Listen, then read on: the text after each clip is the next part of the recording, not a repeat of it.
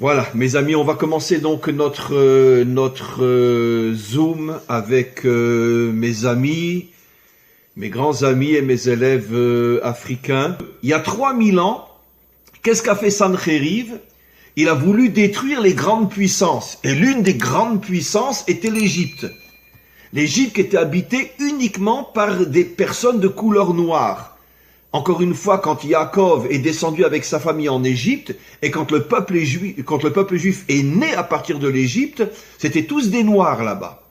Simplement, 1000 ans après, Sancheriv a déporté les populations d'endroit en endroit, et c'est comme ça que finalement, l'Égypte s'est retrouvée pratiquement avec... Il y en a encore aujourd'hui beaucoup, mais la grande majorité des Égyptiens ne sont plus de couleur noire, parce que l'origine des Égyptiens d'aujourd'hui vient d'autres peuples, d'autres endroits que Sancheriv a déportés jusqu'en Égypte, de manière à ce que tous les peuples soient déracinés de leur source première afin d'affaiblir leur identité. Et c'est quelque chose d'assez extraordinaire. Donc maintenant, je reviens à ce que j'explique. Nos commentaires disent que le peuple juif est né à partir d'une matrice qu'était l'Afrique. L'Afrique dans le sens que les habitants de l'Égypte, Pharaon, étaient noirs. Et tous les habitants de l'Égypte à l'époque où Israël s'est retrouvé là-bas et est né à partir de cet endroit, tous, dans leur grande majorité, étaient des noirs. Et c'est quelque chose de fou, c'est quelque chose d'absolument incroyable, surtout que nos maîtres comparent, encore une fois je me répète, parce que c'est tellement important, nos maîtres comparent la sortie d'Égypte à la sortie d'un enfant du ventre de sa mère. C'est comme si, d'une certaine manière, l'Égypte noire de l'époque était la mère qui avait enfanté le peuple juif. C'est quelque chose de fou que 99% des hommes et des femmes sur terre ne savent pas. Et j'oserais presque dire même à l'intérieur de notre peuple, très peu comprennent cette histoire absolument incroyable que finalement, c'est d'une certaine manière la race noire qui a engendré le peuple juif. C'est quelque chose de fou. Et qui confirme de plus en plus ce que j'expliquais déjà dans mes 2 premiers cours, le lien inimaginable qu'il y a entre Israël et les Africains, et qui va se renforcer de plus en plus et qui va se révéler dans toute sa puissance au moment de la délivrance finale. Maintenant, vous comprenez aussi, je l'ai déjà expliqué dans les 2 précédents cours, mais je vais rentrer plus profondément aujourd'hui, vous comprenez pourquoi la première chose que Moshe a fait lorsqu'il a dû quitter l'Égypte, parce que bon, il avait tué un Égyptien, il a été condamné à mort, il a fui l'Égypte, mais il est resté sur le continent africain, il est descendu donc vers le centre ou vers le sud de l'Afrique, et il s'est marié avec une Africaine.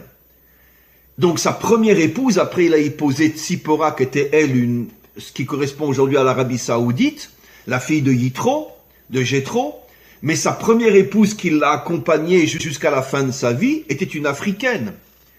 C'est quelque chose de fou ce que je vous explique. Et je vais expliquer encore d'autres choses que vous allez comprendre. Maintenant, je voudrais juste ouvrir une parenthèse. Nos maîtres nous rapportent déjà dans des commentaires, il y a depuis très très longtemps, que quand Alexandre le Grand, vous avez tous entendu parler d'Alexandre le grand conquérant grec, il a conquis, comme on le sait, le monde entier, je parle du monde civilisé de l'époque. Et la dernière étape où il a été, c'est écrit dans le Talmud et dans d'autres textes, donc des textes qui datent de plus de 2000 ans, que la dernière étape où il a voulu continuer sa conquête, c'était en Afrique. Il est parti en Afrique. Et en Afrique, il est tombé sur une armée de femmes noires. Et ces femmes noires ont vaincu Alexandre le Grand et l'ont chassé. Ça veut dire que c'est quelque chose de fou. Alexandre le Grand, le plus grand conquérant de l'histoire pratiquement humaine, s'en va en Afrique, il tombe sur une armée de femmes et il est repoussé par cette armée de femmes. Qu'est-ce qu'on comprend? Quel est le message?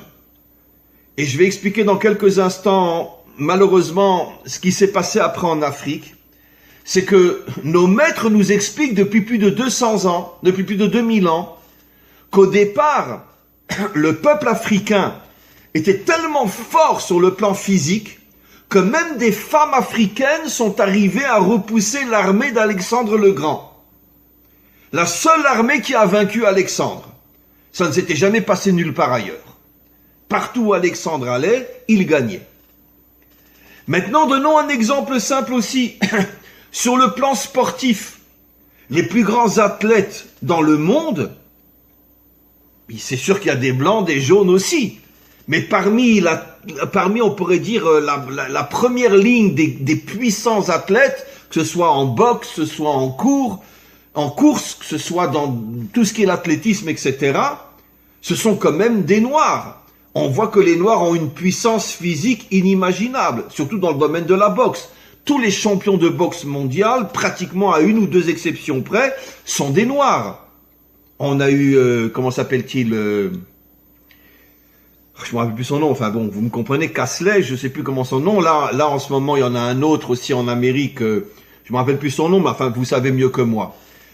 Il y a une puissance, une force incroyable, on pourrait dire dans la matérialité africaine, et on comprend maintenant pourquoi l'âme d'Israël en tant que peuple doit s'unir à l'Afrique quand elle retrouvera sa vraie puissance, car je n'ai pas encore expliqué la deuxième partie du cours, parce que de la même manière qu'il faut avoir une âme puissante dans un corps fort, comme on dit d'ailleurs en français, un esprit saint dans un corps saint, je préfère dire une âme forte dans un corps fort, qu'en vérité parmi tous les peuples, ceux qui ont hérité de la puissance du corps plus que n'importe quel autre peuple ou civilisation, c'est précisément les Africains.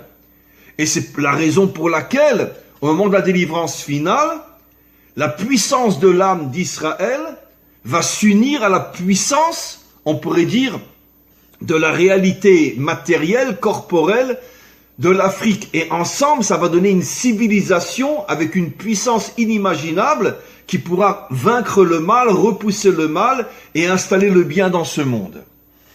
Maintenant, qu'est-ce qui s'est passé ? Parce que là, je n'ai parlé que de choses, on pourrait dire, d'un aspect très positif. Mais en vérité, les choses n'ont pas été comme je viens de le dire. Puisque comme on le sait, je l'ai expliqué dans mes deux premiers cours, les deux civilisations qui ont été les plus piétinées, les plus poursuivies, les plus maltraitées, les plus exterminées dans toute l'histoire humaine, c'est les Juifs et les Noirs. Et avec des similitudes inimaginables. Nous, on a été transformés en esclaves, les Noirs n'en parlant pas. Les destructions, les guerres, tout ce qui s'est passé en Afrique jusqu'il n'y a pas tellement longtemps entre les Tutsites et les Hutus, etc. Et on va en parler bien sûr. Donc, il y a et aussi l'exil, puisque de la même manière que les Juifs ont été exilés aux quatre coins de la terre, les Africains sont exilés aussi aux quatre coins de la terre. Il n'y a pas un pays au monde où il n'y a pas des Noirs aujourd'hui. Alors qu'ils avaient un pays d'une richesse inimaginable. J'ai pas besoin de vous dire que le pays le plus riche en ressources matérielles du monde, c'est l'Afrique. Il y a tout là-bas. Il y a le diamant, il y a l'or, il y a des minéraux, il y a une richesse inimaginable. Qu'est-ce qui s'est passé ? Comment les Africains ont pu être exilés? Comment ont-ils pu être transformés en esclaves? Comment ont-ils pu être piétinés, massacrés, violés? Parce que, comme je dis toujours, tout ce qui s'est passé, ne serait-ce qu'au niveau de l'esclavage en Amérique, c'est complètement censuré. Mais le jour où on retrouvera les archives véritables et qu'on se rendra compte de ce que les Blancs américains ont fait aux Noirs, on se rendra compte que ça a été un véritable génocide. Et je me demande si le nombre de morts parmi les Noirs esclaves en Afrique n'a pas dépassé celui des Juifs pendant la Shoah. Ne parlons pas des viols, ne parlons pas de tout ce qui s'est passé. Les jeunes filles étaient violées, les femmes étaient violées, les hommes étaient massacrés constamment, pendus, torturés à mort, jetés dans des trous dans lesquels on leur donnait pas à manger et ils mouraient de faim s'ils osaient lever le nez contre le maître américain. Et je suis sûr qu'un jour on va s'apercevoir que des millions de Noirs ont été violés et massacrés pendant toute cette période de l'esclavage en Amérique, ce qui est complètement censuré, personne n'en parle. Parce que malheureusement, ça fait pas si longtemps que ça. Et donc, il y a des points communs inimaginables entre Israël et l'Afrique, comme je l'ai expliqué dans mes 2 précédents cours. L'exil, l'humiliation, le racisme, l'antisémitisme, les massacres, la transformation en exil, la transformation en esclave. Mais c'est pas par hasard, puisque Moshe a épousé une africaine, puisque le peuple juif est né en Afrique, puisque comme je l'ai expliqué à cette époque-là, tous les Égyptiens étaient noirs, c'était avant la transportation de population d'un pays à un autre. Donc, qu'est-ce qui s'est passé? Pourquoi quantité de civilisation, mais parlons de la dernière, ça dure depuis des siècles, et aujourd'hui plus fort que jamais, la civilisation blanche, occidentale, pourquoi elle veut mettre la main sur l'Afrique? Parce que l'Afrique a des ressources comme aucun pays n'a au monde. Comme on le sait, tous les diamants la plupart des diamants sont en Afrique, l'or, l'argent et quantité d'autres ressources pour faire des médicaments et d'autres choses. La terre africaine est extrêmement riche. Et donc, le monde occidental a voulu s'approprier l'Afrique. Aujourd'hui, comme on le sait, si je me trompe pas, 60%, si pas 70% de l'Afrique est entre les mains des Chinois aujourd'hui. Ça veut dire ils ont tout acheté, toutes les terres, ils ont tout acheté en Afrique. Mais bon, on pourrait dire en association avec l'Occident aussi, ils se partagent après les bénéfices, peu importe. Mais quoi qu'il en soit, l'Afrique n'a pratiquement jamais été entre les mains des Africains, en tout cas depuis des siècles et des siècles et des siècles. Par contre, les Africains sont ceux qui travaillent pour les grandes sociétés occidentales. Mais qu'est-ce qui s'est passé? Comment c'est possible? Eh bien, prenons un exemple simple, mes amis, je pense que vous le savez mieux que moi. La guerre, le massacre incroyable entre les Tutsites et les Hutus. Qui était derrière? Qui était derrière? Vous pensez vraiment que ce sont les Africains qui se sont massacrés les uns les autres? Ah oui, c'est sûr que sur le terrain, c'est eux qui se sont coupés en morceaux avec des hachettes. Mais qui était derrière? Mais les Occidentaux. Tout le monde le sait aujourd'hui. Qui c'est qui a provoqué cette guerre? Les Occidentaux. Pourquoi? Parce que les Occidentaux ont besoin d'une Afrique divisée, d'une Afrique en guerre. Ils ont besoin d'affaiblir les peuples africains pour mieux mettre leurs mains sur toutes les ressources et toutes les richesses africaines.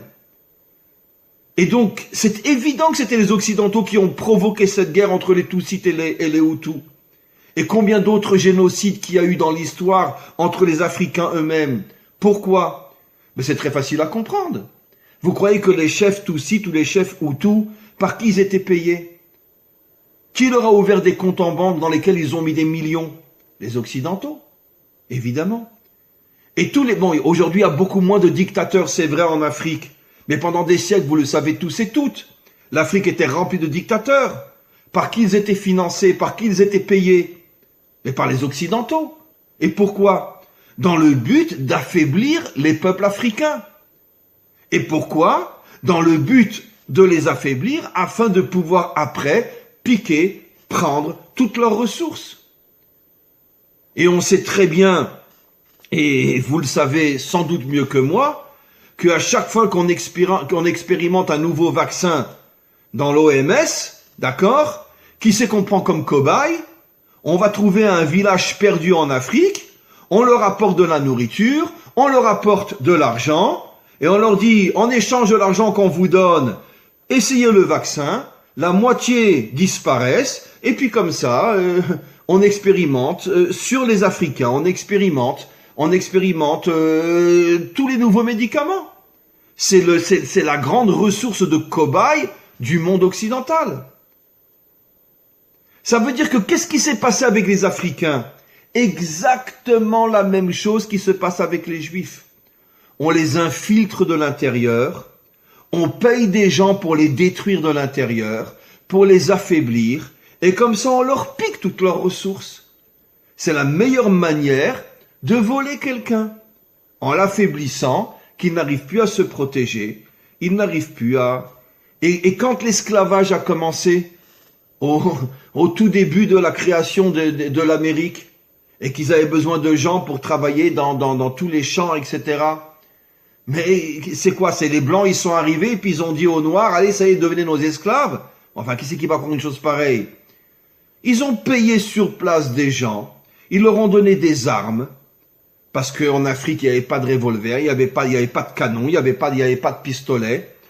Ils ont pris des groupes d'hommes noirs, ils les ont payés gracieusement, et ils leur ont dit, vous êtes avec nous, et vous allez nous aider à prendre cette population et l'amener chez nous. C'est comme ça que ça a fonctionné. J'oserais presque dire, et ça me fait très mal de le dire, un petit peu comme dans les camps de concentration, où il y avait aussi ce qu'on appelle les capots. C'était quoi les capots? C'était des juifs. C'était des juifs qui, pour sauver leur peau, les Allemands leur avaient dit, si vous nous aidez à tuer des juifs, votre femme et vos enfants ne seront pas tués. Et un homme, quand il entend qu'on va tuer sa femme et ses enfants, il perd la tête. Et donc c'est comme ça qu'on est arrivé dans tous les camps de concentration, que le premier qui était vraiment face aux juifs et qui les fouettait et qui tirait dessus, c'était très souvent des juifs eux-mêmes, qui pour sauver leur peau ou sauver leurs femmes et leurs enfants étaient prêts à tuer leurs frères. Il y a des points de similitude inimaginables entre l'histoire d'Israël et l'histoire de l'Afrique. Nous tuer de l'intérieur, nous affaiblir de l'intérieur. Et je reviens à ce que j'explique. Comment les Africains qui au départ étaient tellement forts au point qu'une armée de femmes a repoussé Alexandre le Grand. Comment les Juifs à l'époque du roi David qui étaient tellement forts. Comment on est devenus des esclaves. Comment on est devenus des exilés. Comment on est devenus des gens qui ont été poursuivis pendant des millénaires et qui ont été massacrés, Juifs et Africains. Parce qu'ils ont infiltré à l'intérieur de nous des forces venimeuses, comme le venin du serpent, qui font tout pour nous affaiblir de l'intérieur. Comment qu'on va s'en sortir, mes amis? Comment on va retrouver ce mariage entre nos deux peuples, entre Israël et l'Afrique, qui est l'allusion que Moshe a fait en allant épouser comme première épouse une femme africaine? Comment qu'on va retrouver cette union? Je pense, mes amis, que rien que la réunion de ce soir en est déjà une partie de la réponse. Je voudrais juste terminer par un dernier exemple avant vos questions, mes amis. Vous savez que quand on est sorti d'Égypte, notre tradition millénaire rapporte qu'en vérité, Dieu, à travers Moshe, a tout fait pour que Pharaon, qui était un noir à cette époque-là, comme j'explique au début du cours, que Pharaon fasse teshuva, ça veut dire qu'il revienne vers Dieu. Et en vérité, c'est la raison pour laquelle, comme on le voit dans tout le récit de la sortie d'Égypte, Moïse avait, d'une certaine manière, beaucoup de respect par rapport à Pharaon. Il ne lui est jamais rentré dedans. Il lui parlait de manière très polie. Et notre tradition rapporte que quand il y a eu la traversée de la mer, Pharaon était là. Et quand il a vu la traversée de la mer, Pharaon est revenu vers Dieu. Il a laissé tomber toutes ses idoles. Et à ce moment-là, c'est lui qui a dit le fameux verset qui est dans le chant de l'ouverture de la mer. Mi chamocha ba'elim Hashem. Qui est aussi grand que toi, Dieu du monde? C'est lui qui a dit ce verset-là. C'est-à-dire, c'est lui qui a reconnu la grandeur de Dieu. Et nos maîtres nous disent que cela fait allusion à la délivrance finale où toutes les nations reviendront vers Dieu et diront « Qui est puissant comme toi, maître du monde ?» Mais moi, ce que je rajoute, c'est qui a dit ça? Qui est le modèle de la délivrance finale au niveau des nations? C'est Pharaon. Et nos maîtres nous disent Pharaon était un Africain, un Noir. Ça veut dire que la Torah nous révèle il y a des millénaires que le modèle, que le phare du retour des nations à Dieu, le Dieu authentique, ce sera un Africain ou les Africains et non les Blancs, non les Occidentaux. Après, tout le monde suivra, les Asiatiques, les Occidentaux, tout le monde suivra. Mais c'est Pharaon qui a dit « Qui est comme toi, Dieu, créateur du monde ?» Donc vous voyez, mes amis, que finalement, c'est toujours comme ça. C'est les peuples les plus poursuivis, les plus volés, les plus piétinés, les plus humiliés, sales juifs, sales noirs. On a traversé la même histoire. Et tout ça, c'est pourquoi? Parce que finalement, nous cachons en nous la lumière de Dieu. Et c'est justement parce que nous cachons en nous la lumière de Dieu que les nations ont tout fait pour nous humilier, pour nous piétiner, pour nous détruire. Mais finalement, au moment de la délivrance finale, cette lumière va se dévoiler, va se réveiller. Et c'est Israël et les Africains qui seront au-dessus de toutes les nations. Et vous verrez que cette chose-là se réalisera avec l'aide du Maître du monde. Donc, encore une fois, pour conclure, je pense que dans l'étape dans laquelle nous sommes aujourd'hui, le travail le plus important, et c'est votre responsabilité aussi, de ramener un maximum de monde et encore, et de parler autour de vous, d'amis que vous avez, de suivre les cours de Torah, de comprendre que finalement, ces cours de Torah vous renforcent, vous redonnent votre identité véritable, et petit à petit, laissons le Maître du monde gérer son monde et voir comment il va se débrouiller pour que les deux peuples les plus massacrés, les plus poursuivis, les plus humiliés de toute l'histoire humaine, qui sont les Juifs et les Noirs, que ces deux peuples-là retrouvent leur force véritable et puissent être les guides de la délivrance finale avec l'aide du Maître du monde. Voilà mes amis.